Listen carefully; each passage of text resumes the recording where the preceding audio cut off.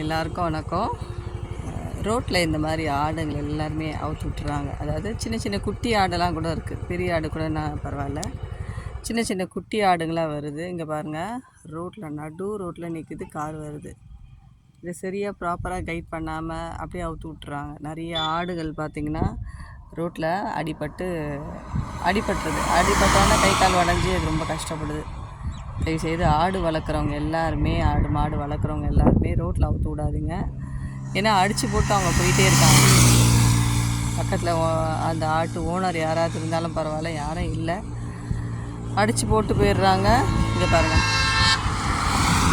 பார்த்தீங்களா எவ்வளோ அந்த ரோடு கிராஸ் பண்ணாமல் அப்படியே நிற்குது.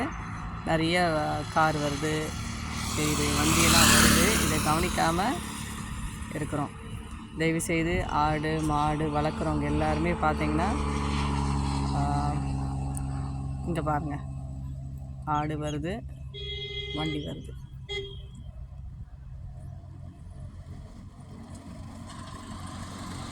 தயவுசெய்து சின்ன சின்ன குட்டி ஆடெல்லாம் பார்த்தீங்கன்னா சிலவங்க வேகமாக அடிச்சுட்டு போட்டு போயிடுறாங்க.